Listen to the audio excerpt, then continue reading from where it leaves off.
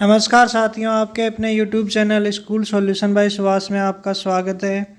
साथियों, आज के इस वीडियो में मैं महत्वपूर्ण अपडेट लेकर आया हूं जो SIPF पोर्टल पर NPS विड्रॉल रिकवरी से संबंधित है। बहुत से साथियों की यह समस्या आ रही थी कि जिन्होंने चालान के माध्यम से जो अमाउंट है, विड्रॉल अमाउंट है, वो जमा करवा दी, लेकिन उसके बाद में भी जब चेक करते हैं स्टेटस तब already deposited amount zero show हो रहा है। तो लगभग सभी साथियों के यही समस्या थी। तो आज के इस वीडियो में मैं इस समस्या का समाधान लेकर आया हूँ।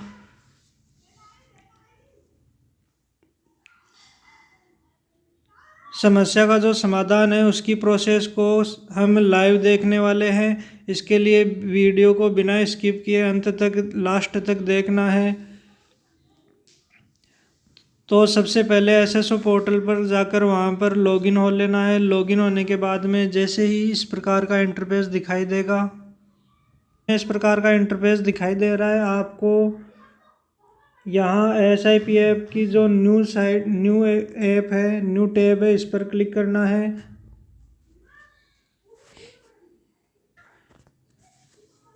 SIPF न्यू पोर्टल पर क्लिक करने पर इस प्रकार का इंटरफेस दिखाई देता है जिसमें NPS विड्रॉल रिकवरी जमा करवाने के लिए अपन इस वाले ऑप्शन को यूज़ में लेते हैं।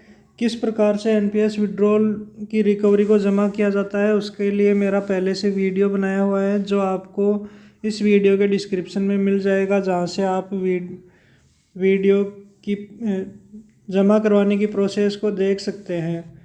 अब अपन जैसे ही इस वाले ऑप्शन पर क्लिक करते हैं, आगे के इंटरफेस में आपके सामने इस प्रकार का इंटरफेस दिखाई देगा जिसमें आपको जो ऑलरेडी डिपॉजिटेड अमाउंट है वो ज़ीरो शो हो रहा है। अब साथियों की समस्या ये थी कि जैसे इसमें अमाउंट डालकर अपन यहाँ पे जो अमाउंट डाला जाता है वो अमाउंट डालकर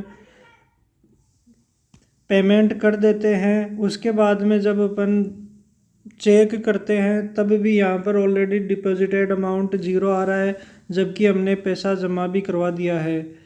तो आप यहाँ पर देख रहे हैं मेरे केस में यहाँ पर ज़ीरो आ रहा है। अब यहाँ पर लाइव प्रोसेस देखेंगे कि ज़ीरो पर यहाँ पर जो अमाउंट जमा करवाई थी वो कैसे यहाँ पर शो होगी।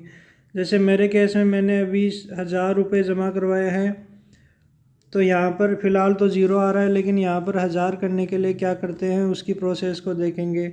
अब आपको एक बात और बता देता हूँ, जैसे आप ट्रांजैक्शन मोड में ऑनलाइन सेलेक्ट करते हैं, उस ऑनलाइन में दो ऑप्शन आते हैं, एक तो ATM का और एक नेट बैंकिंग का। अगर आप ATM से करना चाहेंगे तो ये ATM से नहीं हो पाएगा, केवल नेट बैंकिंग ही काम करेगी। इसलिए ध्यान रखना है, अगर आप जमा करवा रहे हैं तो नेट बैंकिंग के माध्यम से ही जमा करवाएं।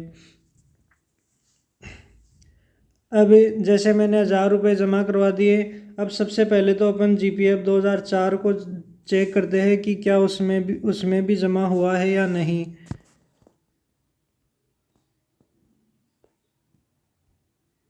GPF 2004 में जाने के लिए आपको ऊपर डैशबोर्ड का चिन्ह दिया हुआ है, इस वाले ऑप्शन पर आपको क्लिक करना है। जैसे इस पर क्लिक करेंगे तो आप डैशबोर्ड पर पहुंच जाएंगे। इस प्रकार का इंटरफेस दिखाई देगा। यहाँ आपको GPF 2004 का ऑप्शन दे रखा है, इस पर क्लिक करना है। जैसे इस पर क्लिक करेंगे आगे इस प्रकार का इंटरफेस खुलेगा। यहाँ आपको GPF लेजर पर क्लिक करना है।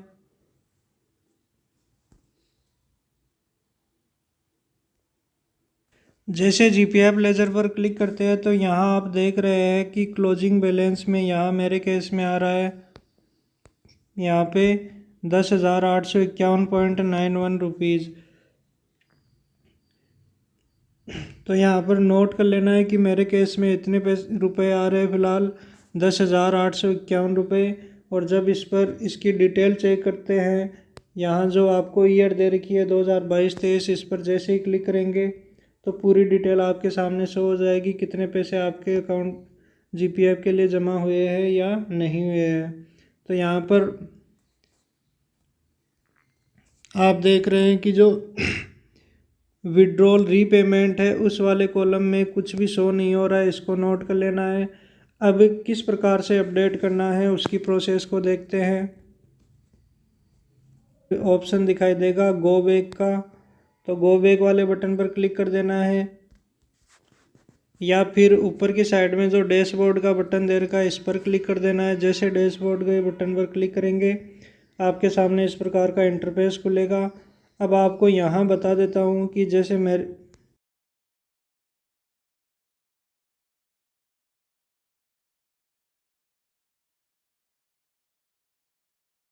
दे रही है कि मैंने 1000 रुपये जमा करवाए हैं। अब आपको यहाँ पर GRN नंबर नोट कर लेने हैं। GRN नंबर आपको ये शो कर रखे हैं, ये आपको नंबर नोट कर लेने हैं।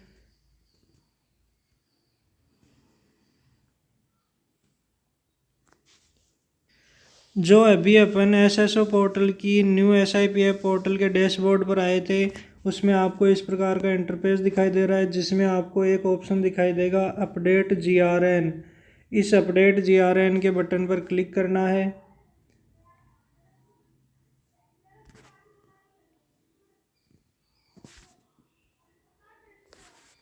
अपडेट GRN पर जैसे ही क्लिक करते हैं आपके सामने इस प्रकार का इंटरफेस खुलेगा। अभी यहाँ आपने जो अभी रिसिप्ट से GRN नंबर नोट किए थे, जैसे मेरे केस में GRN नंबर थे 00।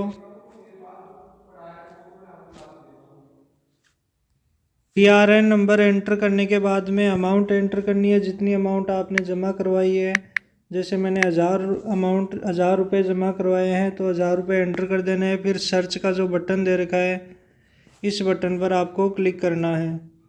जैसे ही क्लिक करेंगे तो आपने जो अमाउंट जमा करवाया था उसकी डिटेल कुछ इस प्रकार से आ जाएगी।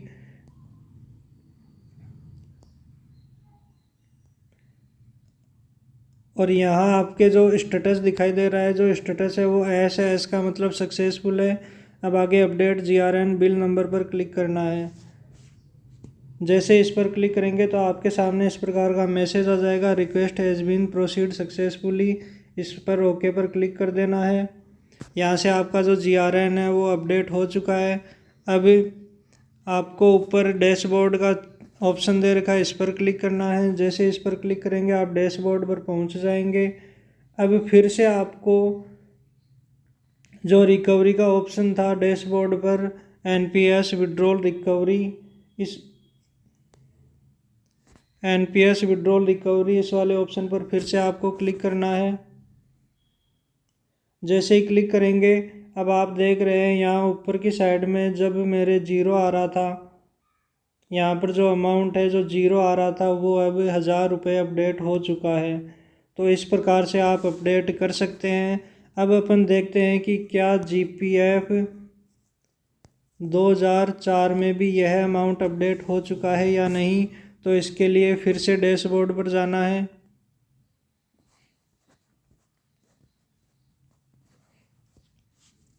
डैशबोर्ड पर जैसे ही क्लिक करेंगे आप डैशबोर्ड पर पहुंच जाएंगे। इस प्रकार से इंटरफेस दिखाई देगा। यहाँ GPF 2004 वाले बटन पर क्लिक करना है, GPF लेजर पर क्लिक करना है। लेजर में आप देख रहे हैं जब मेरे पहले 10,851 रुपये आ रहे थे यहाँ पर, वो अब अपडेट होकर 1000 रुपये और जोड़कर 11,851 रुपये हो चुके हैं। जब अपन इसकी ईयर पर क्लिक करते हैं, जैसे यहाँ 2022-23 पर क्लिक करते हैं तो इसकी पूरी डिटेल आपके सामने इस प्रकार से शो हो जाएगी। और जैसा कि मैंने बताया था कि जो विड्रॉल रीपेमेंट था उस इस वाले कॉलम में पहले हर प्रत्येक कॉलम में जीरो था, लेकिन यहाँ पर अब की बार 1000 रुपये भी शो होने लगे, अर्थात जो विड्रॉल करवाया था उसका रीपेमेंट अपन ने कर दिया है, 1000 रुपये यहाँ पर शो हो गए हैं। तो इस प्रकार से जिन साथियों की यह समस्या आ रही थी कि ऑलरेडी अमाउंट डिपॉजिटेड अमाउंट में जीरो शो हो रहा है, उसका सॉल्यूशन यहाँ से इस प्रकार से आप कर पाएंगे। और एक बार फिर से बता देता हूँ, जब आप पेमेंट कर रहे हैं तो केवल नेट बैंकिंग के माध्यम से ही पेमेंट करें। डेबिट कार्ड के माध्यम से अगर आप पेमेंट करेंगे तो वो सक्सेस नहीं हो पाएगा। और जब नेट बैंकिंग से पेमेंट करें उस टाइम पर GRN नंबर अवश्य नोट कर लें।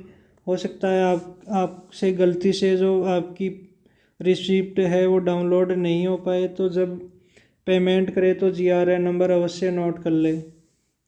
तो साथियों, इस प्रकार से आज की जो महत्वपूर्ण अपडेट थी वो इस प्रकार से थी। इसी प्रकार की इम्पोर्टेंट अपडेट से अपडेटेड रहने के लिए मेरे YouTube चैनल को अधिक से अधिक शेयर करें, सब्सक्राइब करें और अधिक से अधिक लाइक करें। फिर भी अगर किन्हीं साथियों के अमाउंट डिपॉजिट कराने में कोई समस्या आ रही है तो कमेंट बॉक्स में जाकर कमेंट अवश्य करें।